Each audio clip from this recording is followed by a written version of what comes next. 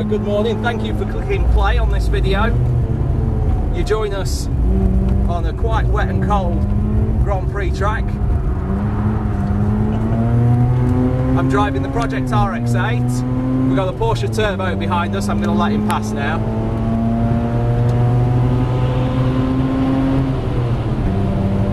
So things have changed on the project car so far. I've got the racing catalyser in there at the moment, so we get some nice tasty little pops and bangs on the downshifts. I've got EBC yellow brake pads on the all the way round. I've got some new discs on the front, which I'm sorry to tell everybody are not AP racing discs or even EBC turbo grooves. They are eBay blueprint pattern €45 per disc jobs, but they seem to be okay so far.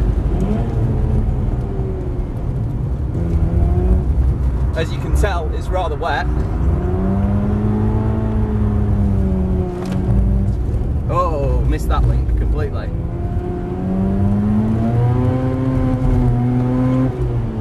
The nice thing about fitting the race cat is that I know that, you know, when I'm on wide open throttle and I'm doing these big downshift gear changes from high RPM, I know that all the fuel that comes through the rotary engine isn't washing over my catalyser and destroying it.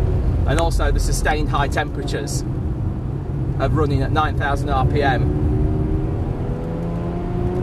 That can also destroy catalyzers as well. And with the race cat, i.e. no cat at all, only for this private event and not to be used on the road ever. With the D-cat, that means I'm not worried about a €800 bill at some point for a new Mazda catalyzer.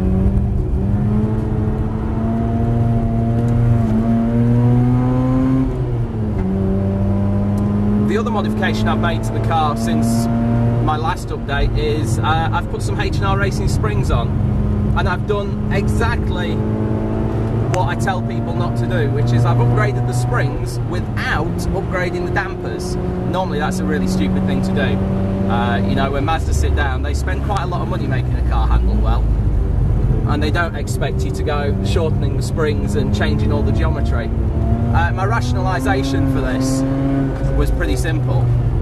I wanted the car to look better, which is really stupid, I know. So I thought, well, I'll stick the H&R springs on. They're the deepest drop. They're 45mm according to the paperwork, 45mm drop. So I thought I'll stick those on. I've not got the money to go buying dampers yet, so what the hell, I'll just use the standard dampers. They seem pretty stiff, and use the lowering springs. Now, what it's done to the car is it's not necessarily made it any better, I'll be honest. What I'm experiencing here is there's a bit more understeer than there was before. The perfect balance that Mazda seemed to have had has pretty much gone. It's still pretty good, don't get me wrong. I mean, you can do this and do it one-handed. But the point is the balance has definitely changed with the lowering springs and no dampers. The springs are progressive rate, so you know, as you change direction like this and just load them up in a slow way, they seem pretty soft and supple, just like the standard springs. But when you really load them up, which is difficult to do in these conditions but not impossible,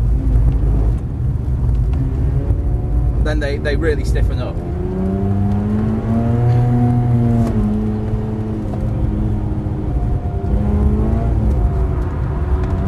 I'll definitely have to wait to try them on the Nordschleifer in the dry before I pass a final judgment.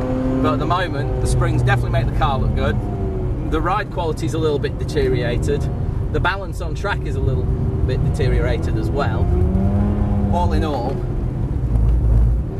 if you're thinking about doing it, then it's up to you. I mean, you can put them on, it doesn't destroy the car by any means, but it definitely has changed the handling a tiny bit.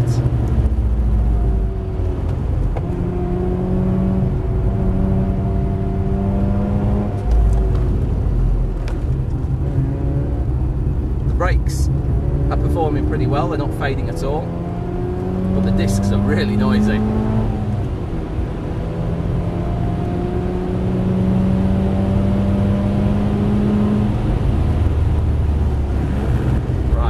probably listened to me for long enough, so give it a little bit of oversteer on the exit of here. A little bit means to the lock stops. And I'll see you next week, or next month, or whenever you click on this website next. That's up to you, not me. Bye.